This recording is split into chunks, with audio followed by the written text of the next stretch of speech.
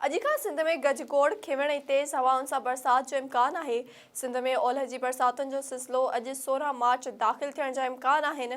जंहिं सबबि उत्तर ओलह विचोली सिंध सां गॾोगॾु कराची, ॾखण सिंध, हैदराबाद में बि गजगोड़ मिटीअ जे तूफ़ान सां गॾु किथे किथे ॻड़नि जे वसकारनि जा इम्कान पिणु आहिनि, जिन में सखर, जैकमाबाद, शिकारपुर, लाड़काणे, कशमोर, उबावड़ो, खैरपुर मीरस, खैरपुर, घोटकी, कंदकोट, मेहड़, जोही, खीरथल रेंज, दादू, मोरो, नौशरो फिरोज, कंडियारो, नवाबशाह, काजी अहमद, सेवण, हाला, सकरंड, न्यू सईदाबाद, शहदादपुर, सांगड़, शाहपुर, चाकर, थरपारकर, उमरकोट, मीरपुर ख़ास, मिठी, मटियारी, छाछरो, अचड़ो थर ऐं इस्लामकोट जा इलाइक़ा शामिल आहिनि। तिन में 16 खां 21 मार्च दौरान गजगोड़ मिटीअ जे तूफ़ान सां गॾु किथे किथे ॻड़नि जे वसकारनि सां गॾु बरसातुनि जो इम्कान आहे। उन सां गॾोगॾु कराची, बदीन, ठठे, हैदराबाद, जामशोरो, टंडो अलहयार, टंडो आदम में भी किथे किथे 18 खां 20 मार्च दौरान हल्की बरसातुनि जा इम्कान पिणु आहिनि।